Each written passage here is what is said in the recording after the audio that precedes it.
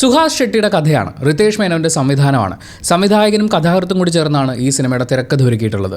Sudhi Copa, an Sheethal, Harish ഉത്തമൻ, മാല പാർവതി, ശ്രീകാന്ത് മുരളി, പ്രശാന്ത് മുരളി, ഗോപിക മഞ്ജുഷ എന്നിവർ പ്രധാന കഥാപാത്രങ്ങളെ അവതരിപ്പിച്ചിരിക്കുന്ന ഏറ്റവും പുതിയ സിനിമ ദി റൈഡ് തിയേറ്ററിൽ പോയി കണ്ടു. ആ സിനിമയെക്കുറിച്ചാണ് നമുക്ക് സംസാരിക്കാനുള്ളത്. കുറച്ച് ആളുകളുടെ പേര് പറയണം. നിതീഷ് രാംഭദ്രനാണ് ഇതിന്റെ മ്യൂസിക് ചെയ്തിട്ടുള്ളത്. DOP ബാബ തസാഡക് ഹസൻ ആണ്. എഡിറ്റർ സൂരജ് ES ആണ്. ലിജു പ്രഭാകറാണ് ഇതിന്റെ കളറിംഗ് ചെയ്തിട്ടുള്ളത്. Sound edit and design Arun വർമ്മയാണ്. സൗണ്ട് മിക്സ് ചെയ്തിട്ടുള്ളത് ഡാൻ ജോസ് ആണ്. ഞാൻ ഈ സിനിമയുടെ ട്രെയിലർ കണ്ടിട്ടില്ല. അതായത് ട്രെയിലർ കണ്ടിട്ട് കാണാൻ കൊതി തോന്നി അങ്ങനെ പോയി കണ്ടൊരു സിനിമയല്ല.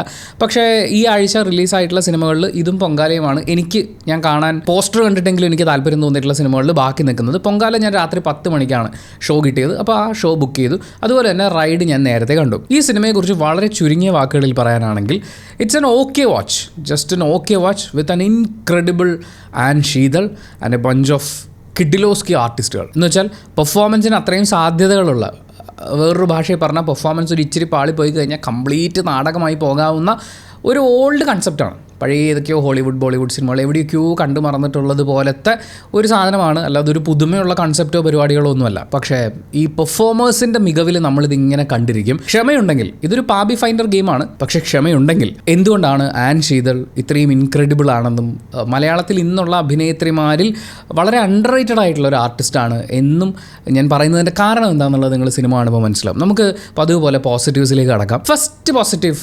പെർഫോമൻസുകളാണ്. ഞാൻ നേരത്തെ പറഞ്ഞ പോലെ തന്നെ ആൻ ശീതൾ ഗംഭീരമായിട്ട് ചെയ്തിട്ടുണ്ട്. ഗംഭീരം എന്നൊക്കെ പറഞ്ഞു കഴിഞ്ഞാൽ അതായത് നിങ്ങളെ ഒരു ഫ്രെയിമിൽ കൊണ്ട് നിർത്തുകയാണ്.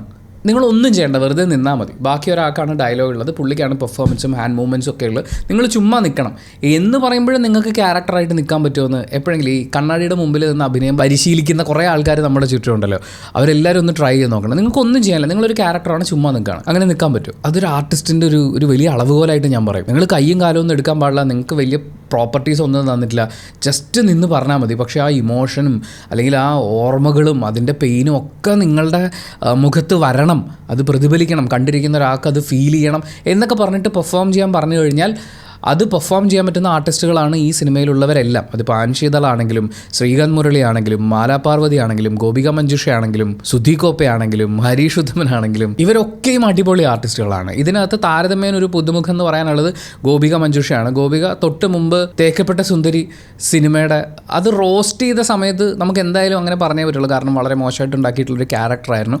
അതിനകത്ത് സിദ്ധാർത്ഥ് മൽഹോത്രയെ കാണുമ്പോഴേക്കും അങ്ങോട്ട് കയറി പിടിക്കാൻ പോകുന്ന ആ ഒരു നേഴ്സ് കഥാപാത്രമാണ് വളരെ പോപ്പുലറായിട്ട് അവർ ചെയ്തിട്ടുള്ളൊരു ക്യാരക്ടർ ഉള്ളത്. ഒരുപാട് റോസ്റ്റിംഗ് വീഡിയോസിൽ അവരുടെ മുഖം നിങ്ങൾ കണ്ടിട്ടുണ്ടാവും. പക്ഷേ she is A wonderful artist. ഈ സിനിമയിൽ അവർക്ക് പെർഫോം ചെയ്യാനുള്ള നല്ലൊരു സ്പേസ് ഒരുക്കി കിട്ടിയത് അത് അവർ വളരെ ഗംഭീരമായിട്ട് തന്നെ ഉപയോഗിച്ചിട്ടുണ്ട്. അതും നിങ്ങൾ സിനിമ കാണുമ്പോഴാണ്. ഞാൻ എന്തുകൊണ്ടാണ് ഇവരെല്ലാം ഗംഭീര പെർഫോമൻസ് കാഴ്ചവെച്ചു എന്ന് പറയുന്നതിൻ്റെ കാരണം നിങ്ങൾ സിനിമ കാണുമ്പോഴാണ് മനസ്സിലാവുക. പക്ഷേ പടം കഴിഞ്ഞ് പുറത്തിറങ്ങുമ്പോൾ എൻ്റെ മനസ്സ് നിറച്ച ആൻ ശീതളാണ്. അടിപൊളിയായിട്ടാണ് പെർഫോം ചെയ്തിരിക്കുന്നത്. രണ്ടാമത്തെ പോസിറ്റീവ് മ്യൂസിക്കാണ്. മ്യൂസിക് പറയുമ്പോൾ ഈ സൈലൻസിൻ്റെ യൂസും കൂടി പറയണം. ബാക്ക്ഗ്രൗണ്ട് സ്കോർ ഇതിൻ്റെ ഒരു ടോട്ടൽ സൗണ്ടിങ്ങിൽ എനിക്ക് കുറച്ച് കാര്യങ്ങൾ പറയാനുണ്ട്. അത് നമുക്ക് നെഗറ്റീവ്സിലാണ് പറയാനുള്ളത്. പക്ഷേ അതിൻ്റെ മ്യൂസിക്കൽ എലമെൻറ്റ്സ് അവർ യൂസ് ചെയ്തിരിക്കുന്നത്, ആ സൈലൻസ് വരുന്നത്, അതൊക്കെ നല്ലതായിട്ട് തോന്നി. ഒരു പക്ഷേ ആ സിനിമയുടെ സൗണ്ടിങ് വളരെ മോശമായതുകൊണ്ടായിരിക്കാം, അങ്ങനെയാണ് എനിക്ക് അനുഭവപ്പെട്ടത്. മോശമായതുകൊണ്ടായിരിക്കാം ഇതിലെ സൈലൻസ് എനിക്ക് വളരെ നന്നായിട്ട് തോന്നിയത്. പക്ഷേ അത് ആ സിനിമയുടെ കഥ പറച്ചിലിന് അത് തരാൻ ശ്രമിക്കുന്നൊരു ഇമോഷൻ ഉണ്ടായിരുന്നു. ആ ഇമോഷൻ അത് വളരെ യൂസ്ഫുൾ ആയിരുന്നു. അതായത് എവിടെ ഇതിന് സൈലൻസ് വേണം എന്നവർ തീരുമാനിക്കുന്നൊരു ആ ഒരു സാധനമില്ലേ, അത് അടിപൊളിയാണ്. മൂന്നാമത്തത് ഒരു തിരിച്ചറിവ് എലമെൻ്റാണ്. അതായത് നമ്മുടെ ചുറ്റും ജീവിക്കുന്ന ഇത്രയും പാപികളായിട്ടുള്ള ആളുകളുണ്ട്, അല്ലെങ്കിൽ ഇങ്ങനെയും ചെയ്യുന്ന ആളുകളുണ്ടെന്നും നമ്മുടെ ജീവിതത്തിൽ ഏറ്റവും വലിയ തെറ്റ് എന്തായിരുന്നു എന്നൊക്കെ തിരിഞ്ഞ് ആലോചിക്കാനും ഒക്കെ, അതായത് ഈ സിനിമ സൈക്കോളജിക്കലി നമ്മളെ എഫക്റ്റ് ചെയ്യുന്ന ഒരു രീതിയുണ്ട്. എന്ന് വെച്ചാൽ ഞാൻ പറയുന്ന പഴയ കൺസെപ്റ്റും പരിപാടികളൊക്കെയാണ് ഇതിനകത്ത്. കുറച്ച് ആൾക്കാർ, പരസ്പരം യാതൊരു പരിചയമില്ലാത്ത ആൾക്കാർ, അവരെല്ലാവരും അവരുടെ പാപങ്ങൾ തുറന്നു പറയേണ്ട ഒരു സാഹചര്യത്തിലേക്ക് വരുന്നു. ഇത് അത്ര കൺവിൻസിങ് അല്ല, അത് ഞാൻ നെഗറ്റീവ്സിൽ പറയാൻ വെച്ചാണ് ഇപ്പോഴേ അങ്ങ് സന്ദർഭവശാൽ പറയുകയാണ്. പക്ഷേ ഇവർ സംസാരിക്കുന്ന കാര്യങ്ങൾ, പറയുന്ന കാര്യങ്ങളൊക്കെ കേൾക്കുമ്പോൾ നമുക്കും പുറകിലേക്ക് ഒന്ന് ചിന്തിക്കാനൊക്കെ തോന്നും. അങ്ങനെ നമ്മളെ അഫക്റ്റ് ചെയ്യുന്നൊരു സംഭവമാണ്.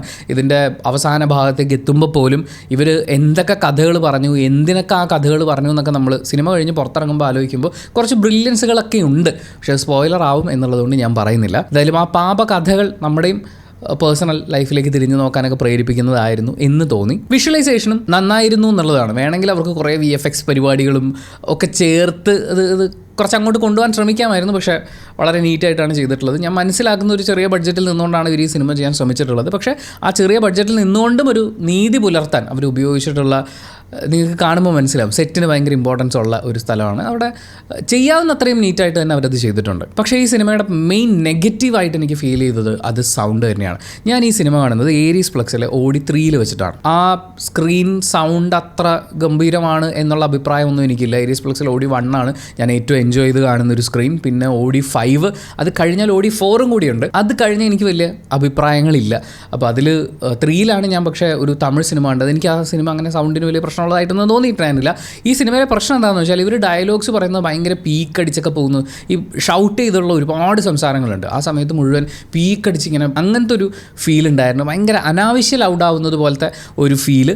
ആൻഡ് കേൾക്കേണ്ടുന്ന ചില സൗണ്ടുകൾ, ഇപ്പം വേറെ പല സൗണ്ടുകളും ചില ഡയലോഗുകളും ഒക്കെ ഒരു മറ ഇവിടെ വെച്ചിട്ട് ഞാൻ ഇപ്പോൾ ഇങ്ങനെ സംസാരിക്കുന്നത് കേൾക്കുമ്പോൾ ചിലപ്പോൾ നിങ്ങൾക്ക് അറിയുമെന്ന് അറിയില്ല കേട്ടോ, അങ്ങനെ ഒരു മറ വെച്ചിട്ട് അല്ലെങ്കിൽ തിരിഞ്ഞ് നിന്നൊക്കെ സംസാരിക്കുന്ന പോലെ, അല്ലെങ്കിൽ പുറകിൽ നിന്ന് എവിടുന്നോ സൗണ്ട് വരുന്ന പോലെ, തിയേറ്ററിൻ്റെ സ്ക്രീനിൻ്റെ പുറകിൽ നിന്ന് എവിടുന്നോ സൗണ്ട് വരുന്ന പോലെ എന്ന് പറയുന്ന പോലത്തെ ഒരു ഫീൽ ഉണ്ടായിരുന്നു. സൗണ്ട് എനിക്ക് ഭയങ്കര ബുദ്ധിമുട്ടായിരുന്നു സിനിമയിൽ. പിന്നെ ചില ലോജിക്കൽ ഇഷ്യൂസ് ഉണ്ട് ഫോർ ദ ക്യാരക്ടർ. സ്പോയിലറാവും, അതുകൊണ്ട് പറയുന്നില്ല. പക്ഷേ ലോജിക്കലി എനിക്ക് യോജിക്കാൻ പറ്റാത്ത കുറച്ച് കാര്യങ്ങൾ ഇതിനകത്തുണ്ട്. അതുപോലെ തന്നെ ഇതിലൊരു കണക്ഷൻ ഫാക്ടർ ഉണ്ട്. ഞാൻ ഈ പറഞ്ഞ പോലത്തെ ഒരു സിറ്റുവേഷൻ ഒരു മലയാളി ഓഡിയൻസ് പെട്ടെന്ന് തിയേറ്ററിൽ പോയിരുന്ന് കാണുന്ന സമയത്ത് ഇങ്ങനെയൊക്കെ സംഭവിക്കുമോ എന്ന് പറയുന്ന പോലത്തെ ഒരു ചോദ്യം ആദ്യം മുതലേ തന്നെ ഉള്ളിലുണ്ടാവും. അതിനൊന്ന് ക്രാക്ക് ചെയ്ത് കുറച്ചും കൂടി ഒന്ന് ഉള്ളിലേക്ക് കയറാൻ പറ്റിയിരുന്നെങ്കിൽ വളരെ നന്നായിരുന്നു എന്ന് എനിക്ക് തോന്നി. എന്തായാലും തിയേറ്ററിൽ ഒരുപാട് കുട്ടികളുണ്ടായിരുന്നു, ഫാമിലിയൊക്കെ ആയിട്ടൊക്കെയാണ് ആൾക്കാർ വന്നിരുന്നു ഈ പടം കാണുന്നത്. അവർ ഓടി നടന്ന് കഥയൊക്കെ പറയുന്നുണ്ടായിരുന്നു. പക്ഷേ എന്നെ അത് ബാധിച്ചിട്ടില്ല. ഞാൻ സിനിമ അങ്ങനെ കണ്ടിരുന്നു എന്ന് പറയുന്ന, ചിലപ്പോൾ ഈ ഭയങ്കര ലോ എക്സ്പെക്റ്റേഷൻസിലൊക്കെ ഇരുന്നതും കൂടി കൊണ്ടായിരിക്കാം. പക്ഷേ ഞാൻ ഈ പറഞ്ഞത് മുഴുവൻ എൻ്റെ പേഴ്സണൽ ഒപ്പീനിയനാണ്. സിനിമ ഓരോരുത്തർക്കും ഡിഫറൻ്റ് ആണ്. നിങ്ങൾ ഈ സിനിമ കണ്ടപ്പോൾ നിങ്ങൾക്ക് ഫീൽ ചെയ്ത് എന്താണെന്നുള്ളത് കമൻറ്റ് ബോക്സിൽ രേഖപ്പെടുത്തിയാൽ സിനിമ കാണണോ വേണ്ടിയോ എന്ന് കമൻറ്റ് ബോക്സും കൂടി നോക്കിയിട്ട് തീരുമാനിക്കുന്ന കുറേ ആളുകളുണ്ട്. അവർക്കതൊരു വലിയ സഹായമായിരിക്കും. സിനിമ ഓരോരുത്തരും അവനവനായിട്ട് തന്നെ വിലയിരുത്താനുള്ളതാണ്. എല്ലാ സിനിമയും തിയേറ്ററിൽ വെച്ച് വിലയിരുത്തപ്പെടാനുള്ള അർഹതയുള്ളതാണെന്ന് ഞാൻ വിശ്വസിക്കുന്നു. സോ നിങ്ങളുടെ അഭിപ്രായങ്ങൾ കമൻറ്റ് ബോക്സിൽ രേഖപ്പെടുത്തുക. അപ്പോൾ thank you so much for watching this video. Video ഇഷ്ടപ്പെട്ടാൽ ലൈക്ക് ചെയ്യുക, കമൻറ്റ് ചെയ്യുക, ഷെയർ ചെയ്യുക, സബ്സ്ക്രൈബ് ചെയ്യുന്ന കാര്യവും ഹൈപ്പ് ചെയ്യുന്ന കാര്യവും പരിഗണിക്കുക.